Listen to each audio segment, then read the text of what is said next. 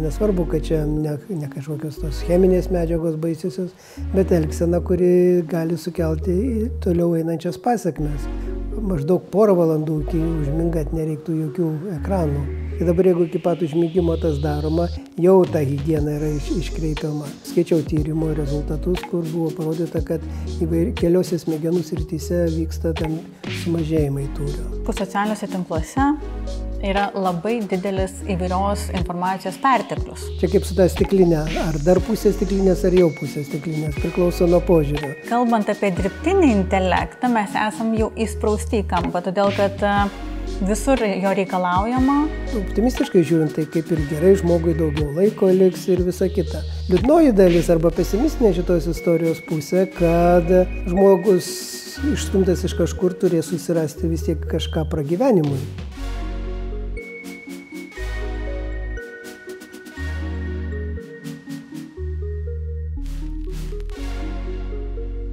Sveiki, su jumis sveikinasi Alma Master interviu su lyderiais ir aš Dovilė, laidos vedėja. Šiandien kalbėsime labai aktualią temą, kaip mūsų smegenys veikia technologijos. Pasauliniai tyrimai rodo, kad globaliu mastu žmogus ekranuose vidutiniškai praleidžia 6 valandas 40 minučių per dieną. O Lietuvoje atliktas tyrimas parodė, kad Lietuvos gyventojai iš kitų ES šalių išsiskiria labiau paplitusių rizikingų socialinių tinklų naudojimu.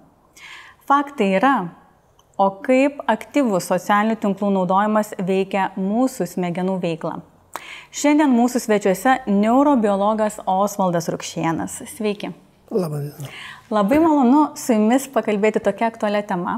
Ir pradėsiu nuo klausimo, kuris, manau, aktualus kiekvienam iš mūsų. Kiekvieną rytą, nežinau, kiek procentų nėra atlikta tyrimų, arba aš bent jau tokių dar neskaičiau, bet žmonės atsibunda ir ima iš karto telefoną, scrollina, ar ne, tai pradeda dieną. Ir einant miegoti, vėlgi ta pati rutina, užmiega su ekranais. Tai kaip iš tikrųjų veikia mūsų smegenis, ryto pradėjimas su telefonais, kompiuteriais ir ėjimas miegoti kartu su jais? Nu, kaip čia, sakykim taip, veikia. Kaip iš tikrųjų veikia iki galo, tai dar sunku pasakyti, todėl kad dar santykinai nedaug laiko turim tų tyrimų, kaip jų atliekami tie tyrimai. Bet akivaizdu, kad prielaida, kad nieko gero iš to neturėtų būti. Nes jeigu kalbam apie jūsų minėtą pavyzdį, prieš miegą atsibudus, tai iš kitos pusės kalbam apie miegą, apie miego higieną. Tai per šitą prizmę žiūrint, miegas, jis turi tam tikrą ritualą, tas sveikas miegas, kurio reiktų laikytis tam, kad būtų žmogus kad gerai išmiegotų, kad atsibustų pailsėjęs, kad gerai jaustųsi. Tokia paskirtis yra miego. Tai dabar tai, ką jūs įvardino, tai jau čia turi priklausomybės požymius. Nes šiaip žmogus, sakykime, galėtų kažką kitą daryti, bet jeigu jau refleksiniam lygiai įima, tai jau kaip ir priklausomybė yra. O priklausomybė, tai jau tada jau savos problemos yra. Nesvarbu, kad čia ne kažkokios tos cheminės medžiagos baisiosios, bet elgsena, kuri gali sukelti toliau einančias pasekmes. Nes jeigu darom tai tam skiriam laiką vietoj to, kad kažką tai daryti. Tai, sakykime, dabar pagal rekomendacijas gero miego, maždaug porą valandų iki užmingant nereiktų jokių ekranų. Nei telefonų, nei planšečių, televizorius, nieko. Tai dabar jeigu iki pat užmigimo tas daroma, jau ta higiena yra iškreipiama. Nekalbant apie tai, kad kai jau turime ekranus, tai ta garsioji mėlynos spalvos istorija, dabar jinai liktai jau kvestionuojama, bet ilgą laiką buvo aiškinama, kad visi šitie ekranai išskiria mėlyną spalvą išmuša miego ritmą, miego budrumo ritmą. Tai jeigu taip, tai iš to ir tos rekomendacijos atsirado, kad porą valandų iki miego nebūtų tų ekranų naudojama tam, kad smegenys natūraliai prisitaikytų. Tai jeigu trumpai iškreipiamas tas miego higienos visas reikalas. O kai miegas iškreipiamas, tai mažiau pailsima, kaupiasi nuovargis, galintis privesti prie streso ir su visom iš to išeinančiom pasekmėm. Tai aišku, žala sveikatai, tai jau čia nekvestionuojama. Geriau būtų mankštą padaryti atsikėlus vietoj to, kad telefoną graibyti. O jeigu kalbame būtent apie tai, kokią įtaką daro mūsų smegenų veiklai, sakote, kad dar nebuvo padaryta tyrimų jokių, ar ne? Ne, negaliu sakyti, kad nebuvo, bet jų dar nedaug yra, bet iš vis ta priklausomybė internetui čia panašus susiję dalykai, tai čia tas, kas, kaip sako, mūsų akise problemos kylančios, kurias bandoma spręsti. Tai ką esu tikrai skaitęs, tai apie interneto tą ilgalaikio vartojimą. Nes tas skrolinimas tai irgi interneto vartojimas, jeigu taip jau žiūrint. Tai skaičiau tyrimo rezultatus, kur buvo parodyta, kad keliose smegenų srityse vyksta tam sumažėjimai tūrio. Kas savaime nėra gerai. Nekalbant apie tai, kad vyresniam amžiuje jau tai nėra gerai, bet dažniausiai kalbam apie jaunus asmenis. Tai čia šitie dalykai. Tai kas yra tikėtina, kad tie dalykai, nes turi formuotis, todėl kad jeigu per priklausomybių prizmę pažiūrėti, tai priklausomybių mechanizmai, ypač cheminėms medžiagoms, jie jau yra geriau patyrinėti. Ir manoma, yra tokia prielaida, kad ir ta priklausomybė telefonai, elgseniniai dalykai, kad jie apspręsti tų pačių mechanizmų yra. Tai ten tada jau pasekmės formuojasi tokios smegenyse, neurocheminės, sakykime. Jūs paminėjote degeneracinius procesus, tai jeigu palygintume tuos žmonės, kurie dar neturėjo tų telefonų, ar ne, anksčiau tos technologijos plačiau išsivystė prieš 50 metų, tai jeigu palygintume juos, jų senatvę ir jų dabartinės kartos, kokia bus jų senatvė, kalbant apie jų smegenų veiklą, ar ne, kokie gali būti skirtumai, nes didelė įtaka daroma atminčiai, vyksta greičiau, progresuoja senatviniai procesai, ar ne? Tikėtina, kad tie greičiau procesai senatviniai vyksta, bet čia netiesiogiai dėl pačių tų technologijų naudojimo, o kaip šalutinė pasekmė, nes jeigu, tarkim, ar ten mobilų ar planšetę vartoji, tai futbolo nežaidi turbūt, jeigu vartoji, tai sėdi ten ar fotelį, ar kažkur patogiai įsitaisęs, dar gal kažką ir tai ar užkandžiauji, ar užgerinėjai kažko, vietoj to, kad aktyviai kažką darytum. Tai kitaip tariant, ta veikla jinai mažina fizinio aktyvumo dalį arba laikas skiriama tam fiziniam aktyvumui, kas savaime yra negerai organizmui, ypač jeigu apie amžėjimą, apie tą sveiką amžėjimą kalbam. Tai čia per šitą prizmę gaunasi apribojimai. O dabar dar esu girdėjusi tokį įdomų dalyką, galit pagrįsti faktais, jeigu tai yra tiesa, arba paneigti. Yra sakančių, kad einant miegoti, reikia būtinai telefoną iš vis padėti kuo toliau, nelaikyti prie galvos, dėl įvairiausių radio bangų ir taip toliau. Kaip yra iš tikrųjų? Kokios rekomendacijos? Tikrai taip, tokias rekomendacijas ir aš esu matęs ir iš esmės aš linkęs joms pritarti asmeniškai, nes, kaip sako, toliau nuo pagundos. Tai jeigu tai bus bent jau ranka nepasiekiamam atstume, tai jau techniškai, sakykime, saugos nuo to vartojimo. Jeigu pats nesusivaldai, tai jeigu jau reikės išlipti iš lovos, jau gal ir pagalvosi, gal jau ir tingisi išlipti. Toksai, sakykime, valingas veiksmas būtų. Tai kalbant apie tą laikymą tai kad tos elektromagnetinių bangų poveikis. Tai čia irgi, toks banginis procesas, jeigu galima sakyti. Vienais metais jos kenkia, kitais metais nekenkia. Tai dabar po teisybė jau nustojau sekti tą literatūrą, nes tas bangavimas jisai toksai buvo be kažkokių galutinių apibendrinimų. Tai sunku pasakyti. Tai jeigu iš tikrųjų ta spinduliuotė veikia kažkiek, tai tada natūralu, kad kuo toliau, tuo geriau būtų. Bet kita vertus, jau keliasdešimt metų, kaip naudojam tos mobilius, tai jeigu taip jau labai totaliai veiktų, tai jau kažkas turėtų pasireikšti. Kol kas tokių labai drastiškų kažkokių struktūrinių pokyčių, kaip ir, bent jau aš nesu užtikęs. Dar yra vienas toks faktas, kurį įdomu panagrinėti, kad aišku, socialiniuose tinkluose yra labai didelis įvairios informacijos perteklius. Ir vaizdai, ir perfekcionizmas. Ir dėl šios priežasties iš tikrųjų žmonės labiau linksta į depresiją, niūrias nuotaikas, galbūt išsiskiria mažiau dopamino, nežinau, gal kai kuriais etapais netgi daugiau, ar ne, įskatinamas įvairiais vaizdeliais. Kortizolio daug įsiskiria. Kortizolio, tai kaip iš tikrųjų dabar veikia smegenis per šitą prizmę? Tai per šitą prizmę, tai irgi, kaip jau pabaigoje apie tą patį kortizolį kalbėjom, tai malonumas, tas dopaminas, serotoninas, ten tos, reiškia, gerus jausmus keliančios medžiagos, viskas tvarkoja, jeigu viskas gerai, bet dažniausiai nebūna gerai, jeigu žiūri, tai tas, pirmiausia, tas lyginimas savęs su tuo, ką matai, fiziškai kūno lyginimas, ar ten aplinkos, prabangos ir visa kita, tai tie dalykai visą laiką veikia ir jeigu tai nebūtinai į gerą pusę, tarkim, ten kitas prabangiau gyvena negu aš, tai ilgalaikiai perspektyvui tas vėlgi prie streso priveda. Aš taip įkyriai vedu, bet tas ilgalaikis stresas tai yra šių dienų liūdnasis palydovas mūsų. O kai jau įsisuka streso karuselė, tai ten tada jau labai įvairialypiai tie poveikiai ir visam organizmui, ir įskaitant smegenims. Tai čia vat yra liūdnoji dalis, yra šitas.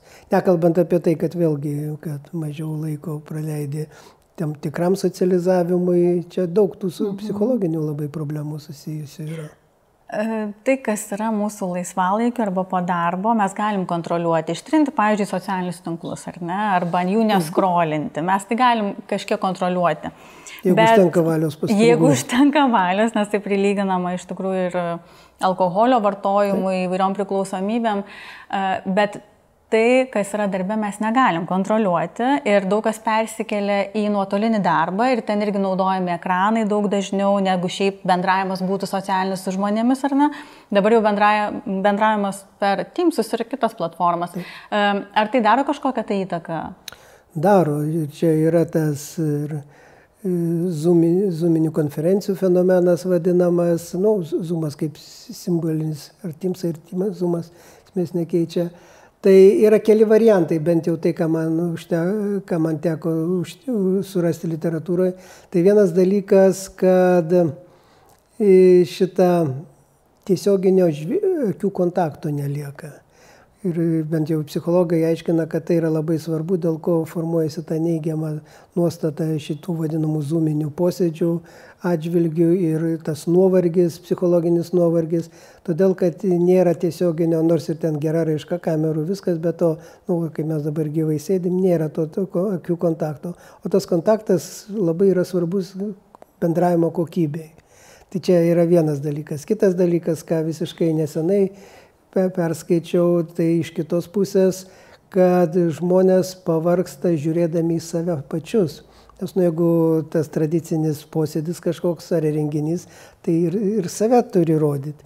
Ir jeigu save rodai, tai nenori vis tiek ir matai save. Ir jeigu dar išdidintas, tarkim, jeigu aš kalbu, tai aš išdidintą save galiu matyti. Ir tas žiūrėjimas, taip sakykime, išzūmintą save, jis dažniausiai kelia neigiamas emocijas. Ir jeigu tai dažnai kartojasi, jeigu tai kažkokie dažnai reguliarūs posėdžiai ar užsiėmimai, tai vėlgi tas negatyvas kaupiasi. Tai jūs rekomenduotumėt darbdaviams dažniau organizuoti realius susitikimus, ar ne? Tai čia iš mokslinės pusės realybė yra kitokia, kad tai yra ir racionalu, ir ekonomiškai žiūrint, ir visaip kaip. Bet pasekmės yra ir tokios. Tai viskas turi savo kainą. Čia tik tai reikia sverti, kas kiek ko verta yra. Na, bet kalbant apie dirbtinį intelektą, mes esam jau įsprausti į kampą, todėl kad visur jo reikalaujama, žmonės yra agituojami pradėti naudoti dirbtinio intelekto įrankius ir mes privalom įsitraukti į tai, ar tai kažkokių neigiamų padarinių turės. Manoma, kad ilgalaikiai perspektyvoje tai turės, bet čia vėlgi. Čia kaip su ta stiklinė, ar dar pusė stiklinės, ar jau pusė stiklinės, priklauso nuo požiūrio. Tai taip iš tos futuristinės pusės žiūrint, tai yra labai stiprios prognozijos, kad dirbtinis intelektas iš daugelio sričių išstums žmones, veiklos turintys sričių. Tai optimistiškai žiūrint, tai kaip ir gerai, žmogui daugiau laiko liks ir visa kita. Liūdnoji dalis arba pesimistinė šitos istorijos pusė, kad žmogus išstumtas iš kažkur turės susirasti vis tiek kažką pragyvenimui. Ir prognozės yra tokios, kad, tarkim, ten teisininkai, apskaitos, buhalterinės apskaitos sritis turėtų būti pirmom ešalone, kaip sako, išstumta, todėl kad tai yra algoritmizuojama ir nesunkiai padaromi dalykai. Tai reiškia, tie žmonės kažkuo turės užsiimti, kažkokią veiklą turės susirasti, kad gyventi. Tai va čia šitas dalykas ir tada tas žmogaus reikalingumo brūkšnelis nereikalingumo klausimas gali labai iškilti.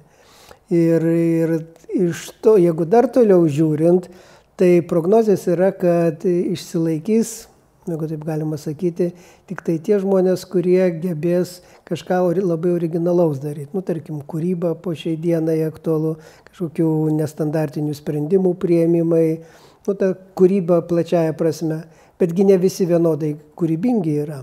Čia tada jau žmogiškos įvairovės klausimai prasideda ir ką daryti tam nelaimėliui, kuris nėra kūrybingas. Jis puikus ten atlikėjas kažko, bet to kreatyvo, kaip sako, neturi žmogus. O gyventi reikia. Žodžiu, žengiam į dirbtinio intelekto erą, bet emocinis intelektas bus irgi toks pat paklausus tam tikrą prasme. Tol, kol bus žmogus, aš tikiu, kad tai bus paklausu. Nors kalbama ir apie dirbtinio intelekto, kad su laiku gal kažkokį intelektinį emocionalumą galbūt įgys, bet sunku pasakyti, todėl kad, sakykime, visiškai nesenai skaičiau straipsnį apie dirbtinio intelekto senėjimą. Tai neurologai, gydytojai, specialistai pagal tuos panaudodami testus, kuriuos naudoja žmonių diagnozavimui, pritaikė tom dirbtinio intelekto sistemom ir nustatė, kad atitinka tuos senėjimo požymius. Tai jeigu taip, tai tada kaip ir iš to daug galima daryti išvadų visokių ir pasiekmių prognozuoti, kad jeigu sensta, tai gali ir klaidas daryti, nors čia fetišizuojama, kad dirbtinis intelektas neklysta, bet jeigu jisai klysta, o su nuoroda jį bus kažkas vykdoma, daug visokių čia tų pasiekmių gali būti. Žodžiu, yra daug labai nežinomybės ir jinai, aišku, tokia dalinai bauginanti yra. Technologijos, aišku, turi savo pasiekmes, o dabar šiek tiek grįžtu į poveikį žalą sveikatai, būtent mūsų smegenų veiklai, vystymuisi, procesams. Tai jeigu galėtumėte išskirti pagrindinius punktus, būtent kokią žalą daro ir kaip mes turėtumėm riboti, galbūt yra kažkokios tai laiko rekomendacijos, kad to žalos išvengtumėm, pavyzdžiui, ne daugiau negu 2 valandos per dieną. Sunku pasakyti su tom normom, kad būtų sveika riboti, tai taip, bet realistiškai žiūrint. Pasižiūrėkim, pradėkim nuo vaikų, kas yra pažaidžiausia, kadangi formuojasi smegenys ir ten labai tie svarbus procesai vyksta. Tai dabar, jeigu klasiokai visi naudoja, ten, tarkim, principingų tėvų arba sveikuoliškų tėvų vaikas ar vaikai to nedaro. Tai vaikai nebūtinai tiek bus stiprus kaip tie tėvai. Ir tada įsivaizduojant tą vaikų pasaulį, tas žiaurumas ir viskas. Aš noriu pasakyti, kad realiam gyvenime tas sunkiai įgyvendinama turbūt. Tai būtų labai gerai turbūt, bet nėra tų normatyvinių kažkokių paskaičiavimų. Todėl, kad tai yra santykinai naujas dalykas ir vieni vienokius skaičius pateikia, kiti kitokius. Čia dar kūrybinis procesas, sakykime, vyksta. Tai, o dabar apie pažaidas, tai iš to, kas dabar jau įvardinama, tai atmintis vienareikšmiškai. Atmintis yra pakenkiama ir todėl, kad pagal tai, kaip įsivaizduojama, kaip veikia mūsų atmintis, tai ypač, tarkim, naujos informacijos įsisavinimą, jeigu aš kažką tai skaitau, tai aš skaitau, tą popierinį, tarkim, variantą, aš skaitau nuosekliai, ta informacija kaip ir nugula smegenyse, pagal tam tikrus algoritmus jinai apdorojama, miego metu įtvirtinama, ir kitą dieną vėl, ir taip sluoksnis po sluoksnio dedamas ta informacija. Dabar, kai skaitoma iš mobilaus, iš interneto plačiai prasme, tas procesas yra sujaukiamas, todėl, kad yra tie reklaminiai visokie intarpai, baneriai, garsiniai, vaizdiniai, kas tik nori, kurie blaško dėmesį. Ir vietoj to, kad vyktų nuoseklus informacijos paėmimas, jis jau yra suskaldomas. Kitas pavojus yra, kad jeigu kažkokia tai informacinė nuoroda pasirodo, galbūt jinai man įdomi, aš ten nuėjau, iš ten dar kažkur giliau, aš jau užmiršau, ką aš prieš tai dariau. Ir tas procesas visiškai sujaukiamas. Ir jeigu tas pastoviai vyksta, ir ypač jaunam organizme, kur dar smegenys, kaip sako, dar tik tai formuojasi, tai susidaro tos ilgalaikės pasiekmes. per atmintį. Dalinis šito variantas dėmesio koncentravimas. Nes jeigu tas blaškoma, vis tiek dėmesio koncentravimas tai veikla, kuri reikalauja smegenų resursų ir stiprių resursų. Ir dabar, jeigu tie blaškimai vyksta, jie padidina apkrovą tai dėmesio sistemai, kas vėlgi yra negerai. Tai va čia tokie, aiškiausi dalykai, nekalbant ten apie sėslumą, fizinio aktyvumo ribojimą, socialinį bendravimą. Va šitą labai noriu pabrėžti, nes manau, kad socialinis tai yra baisu, ar ne? Tikrai taip, tai čia dar švelniai pasakius, todėl kad nemoka žmonės po to gyvai bendrauti. Tai vienas dalykas, tai čia yra esminis turbūt dalykas ir tada tos problemos, konfliktai, socialiniai konfliktai ir tos mados visokios, tengi tuos avatarus gali kokį nori pasidaryti, kaip sako, ten Švarcnegeriu aš galiu pasirodyti, iš tikrųjų būsiu toksai, tai kai gyvai susitiksim, tai nusivylimas gali būti ir iš abiejų pusių. Tai va šitie dalykai, ir tai vėlgi pažaidu ypatingai tam jaunam amžiui, kai dar šitie visi įgūdžiai tik formuojasi, jie turi formuoti šitie įgūdžiai. Dar jeigu apie tos dalykus kalbant technologijos, tai va, ar mobilus, ar planšetė, kas dažniausiai yra maigomi dalykai, jeigu rašyti žinutės kažką tai sakykime, tai yra visiškai skirtingas procesas lyginant su rašymu, klasikiniu, tas parkeriu ir pieštuku, kas bebūtų, ta vadinama smulkioji motorika. Tai jeigu taip neurobiologiškai pažiūrėti, tai yra labai gausūs sudėtingi procesai smegenyse, kurie apkrauna smegenis gerąja prasme ir jie reikalingi smegenų vystymuisi. Tai dabar šita dalis kaip ir praleidžiama ir tie maigimai žymiai mažiau. Tai sunku pasakyti, auga tą kartą, pagyvensim, pamatysim, čia toks, kaip sakau, žiaurus eksperimentas. Tai reikia grįžti. Tikėkimės nebus žiaurus, bet... Ne, tai matai, grįž, niekur jau dabar negrįšim. Noriu pasakyti prie dienoraščio rašymo, kad bent kažkiek parašyti per dieną. Dienoraščio rašymas, tai čia iš viso yra gera istorija, bet... Kita vertus, visos technologijos, jeigu istoriškai pažiūrėt, su baime sutiktos. Knygų spausdinimas irgi atrodė. Dabar žinom, kad geras dalykas, tuo metu atrodė kažkas baisaus. Tai televizoriaus atsiradimas. Ką be paimsi, visos tos naujienos, jos iš pradžių gąsdina. Tai gal ir čia kažkaip tai, bet sunku pasakyti. Tai apibendrinant galėtumėt teikti, kad žmonės, kurie nori išlaikyti gerą dėmesio koncentraciją, turėti stiprią atmintį, dabar ir ateityje, ar ne senatvėje, vis tiek norisi ir senatvėje jausti stipriais, guviais, jie turėtų apriboti, ar ne tam tikrą informaciją, socialinių tinklų vartojimą, prieš miegą nežiūrėti kažkokių patarimų, tiesiog patarimų bazės, prašau, ir galbūt kažkas įsiklausys į jūsų patarimus. Patarimų bazė labai paprasta ir labai trumpa, sveika gyvensena. Labai platus apibrėžimas. Bet tai, kaip pasakau, lengva pasakyti, sunku padaryti, tai lengva kitam patart, bet tai susilaikykim nuo šito. Geriau išeiti pasivaikščioti. Jeigu apie tą sveiką senėjimą, amžėjimą, jeigu pažiūrėti per tą prizmę, tai yra parodyta, kad bent pusvalandis pasivaikščiojimo labai sveika yra organizmas. O jeigu dar pavyksta kur nors į mišką išeiti, ar pavažiavus, ar netoli gyvenant, labai sveika. Socializacija vyresniam amžiui dabar eina kaip raudona gija. Socializacija, kad tai yra labai svarbu, ten yra emocinė prasme ir neurochemiškai visaip kaip gaunasi. Tai yra tokie dalykai, veiksmai, sakykime, šokiai yra labai geras dalykas, tie poriniai šokiai. Tai vietoj to, kad galima pasižiūrėti klipą, kaip kiti šoka, bet galima pačiam nueiti pabandyti. Taip patarėt vyram išvesti savo moteris pašokti. Čia kas ką vestų, jau čia antrinis dalykas, svarbu, kad ir vienas, ir kitas, kad abu šoktų.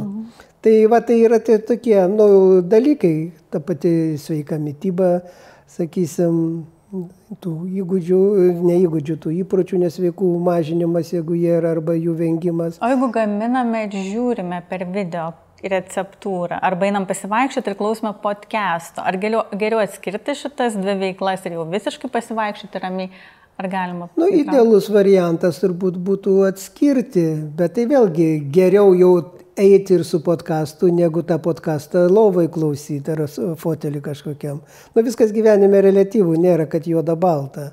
Tai dabar jeigu tas ėjimas, tai vėlgi, jeigu eini vienas, tai galbūt ir podcastas tas netai baisu. Jeigu eini dviese, ar keliese, tai aišku, kad būtų geriau bendrauti, socializuotis, panaudoti tą laiką bendravimui, negu kad klausyti tai, ką ir vienas galėtų susidaręs paklausyti. Tai čia viskas taip reliatyvu yra. Na ką, tai išvadoms, baigiamai žodį, prašau. Ar palinkėjimą mūsų žiūrovams? Palinkėjimas, tai technologijos visą laiką vystosi ir vystysis, tai nedramatizuokime tų technologijų.